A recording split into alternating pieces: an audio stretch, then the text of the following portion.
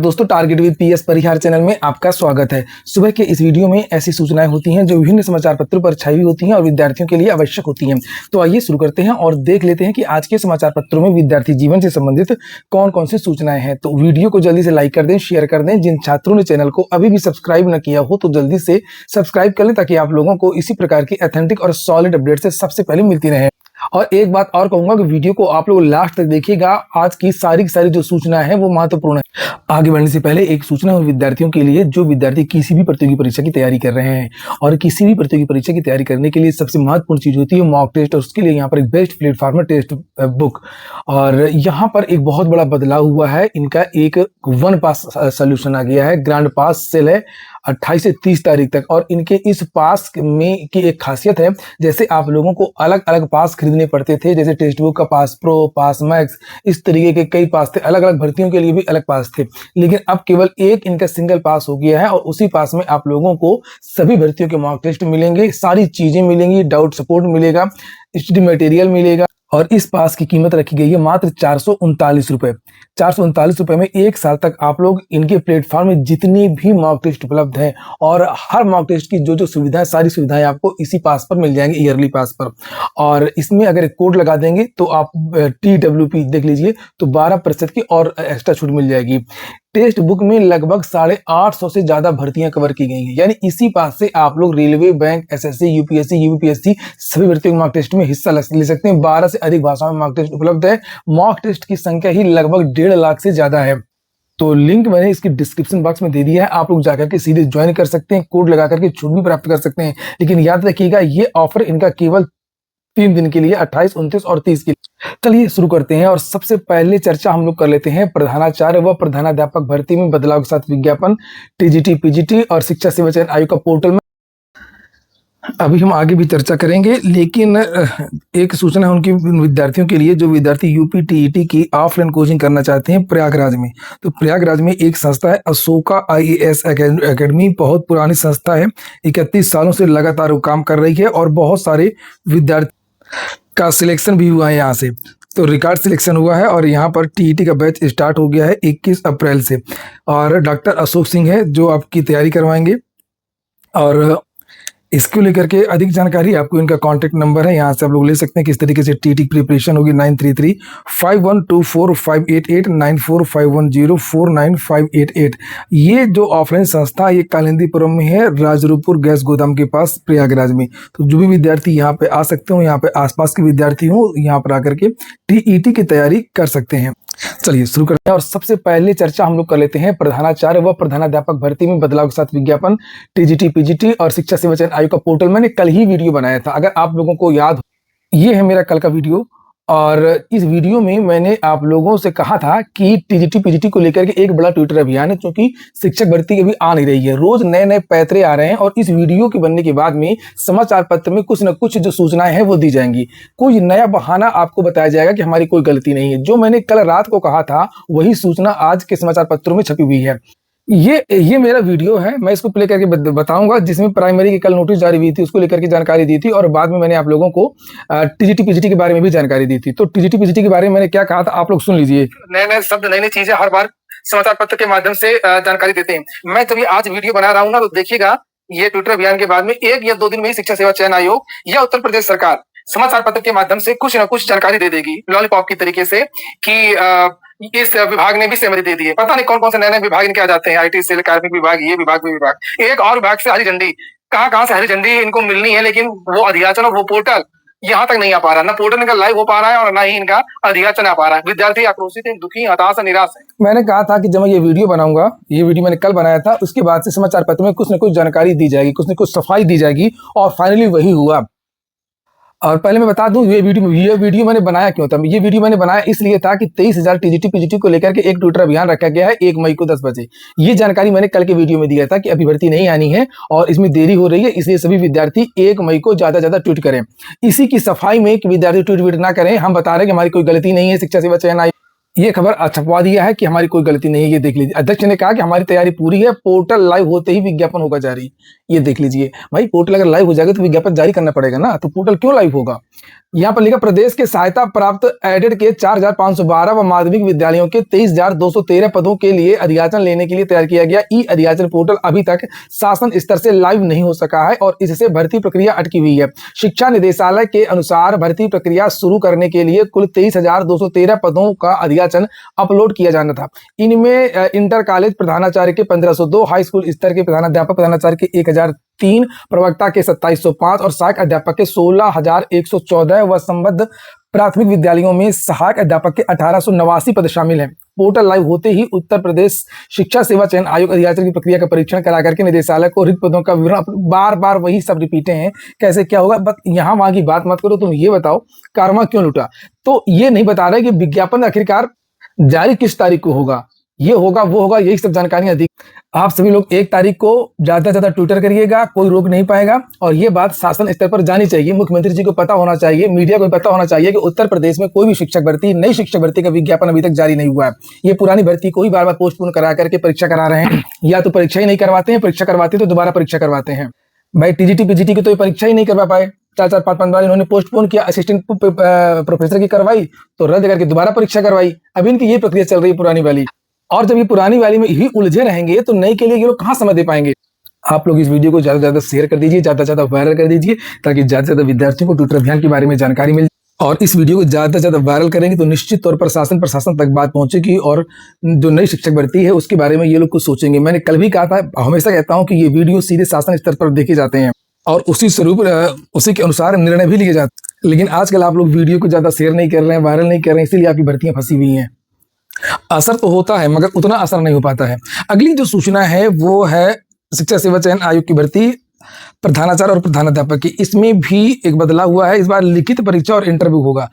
लिखा है, प्रदेश के 4,517 सहायता प्राप्त माध्यमिक विद्यालयों में प्रधानाचार्यों की भर्ती प्रक्रिया को लेकर के संशय दूर हो गया है। उत्तर प्रदेश शिक्षा सेवा चयन आयोग ने एक आरटीआई के जवाब में कहा है कि भर्ती लिखित परीक्षा और साक्षात्कार के माध्यम से होगी और पूर्व में शासन ने लिखित परीक्षा और साक्षात्कार के आधार पर भर्ती के आदेश दिए थे, लेकिन नवगठित चयन आयोग के अधिनियम में इसका कोई जिक्र नहीं था और यही कारण कि भर्ती में संशय की स्थिति बनी हुई थी। तो इसको लेकर के यहाँ पर ये बयान दिया गया है। जो शिक्षा सेवा चयन आयोग के उप सचिव हैं उन संजय कुमार, ये देखिए लिखा है PRO संजय कुमार सिंह का कहना है कि आयोग के अधिनियम में संशोधन की प्रक्रिया गतिमान है। प्रधानाचार्य और प्रधानाध्यापकों की भर्ती लिखित परीक्षा और इंटरव्यू के आधार पर हो। या बस यही पेपर में आता रहता है कि संशय दूर हो गया है, हरी झंडी मिल गई है, पोर्टल अगले हफ्ते लाइव हो जाएगा, अभी लाइव नहीं। एक ही परीक्षा को 5 बार कराओ तुम, सब आगे आने वाले विधानसभा चुनाव में आप लोगों को पता चलेगा।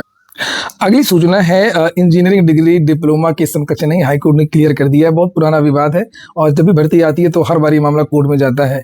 इसमें जेई की वैकेंसी में डिप्लोमा धारियों से आवेदन मांगे जाते हैं। बीटेक वाले कहते हैं हम बड़े हैं, इससे बड़ी योग्यता है तो हमको भी इसमें रखा जाए। जब पॉलिटेक्निक वाले जेई बन सकते हैं तो हमको भी रखा जाए। तो ये कोर्ट ने कई बार कहा, एक बार की बात नहीं है, कई बार कोर्ट ने कहा कि नहीं दोनों अलग अलग चीज़ हैं।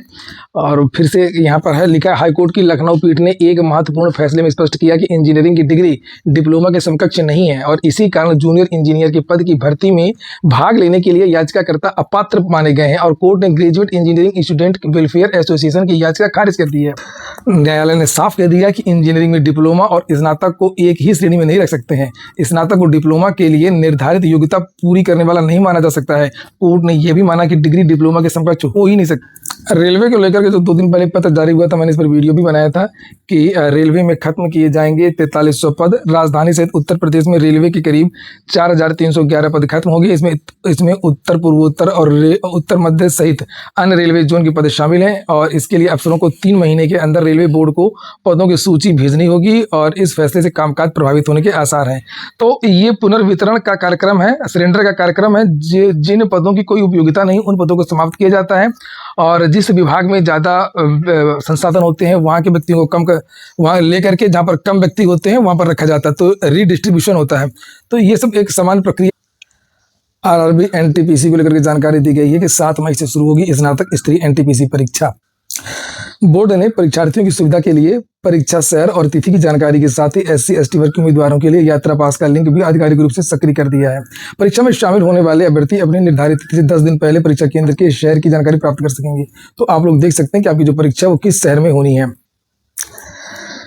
SSC को लेकर के भी कुछ सूचना है। चयन पद फेज 14 की दिव्यांग श्रेणी की पात्रता में बदलाव, कुछ और श्रेणियों में भी छूट दी गई है दिव्यांगों को, जहां पर इनको छूट नहीं थी, आवेदन करने का मौका नहीं दिया जाता था, उसकी यहाँ पर पूरी लिस्ट लगी हुई है। तो जो भी विद्यार्थी इससे संबंधित हों वो विद्यार्थी देख लें।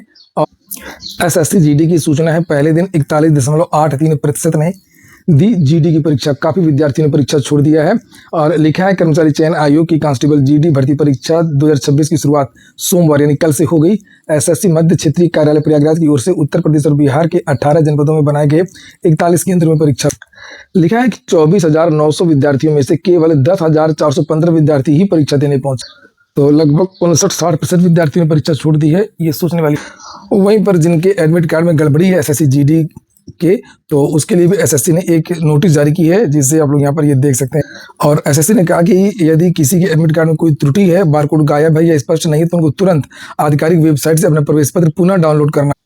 होमगार्ड भर्ती को लेकर के भी जानकारी दी गई है। हापुड़ और फतेहपुर में जन्म तिथि में हेर फेर करके परीक्षा देने पहुंचे थे अभ्यर्थी। अलीगढ़ व एटा में पकड़े गए सालभर। तो अंतिम दिन भी कुछ गिरफ्तारियां हुई थी और टोटल जो 3 दिन परीक्षाएं हुई थी उसमें से कुल 76.28% विद्यार्थी उपस्थित रहे। परीक्षा परिणाम और अन्य जानकारी बोर्ड समय समय पर अपनी वेबसाइट पर जारी करेगा। और अब UPSI का रिजल्ट भी जारी हो सकता है, क्योंकि परीक्षाओं में सब लोग व्यस्त थे, जिसकी वजह से थोड़ा सा देरी हुई।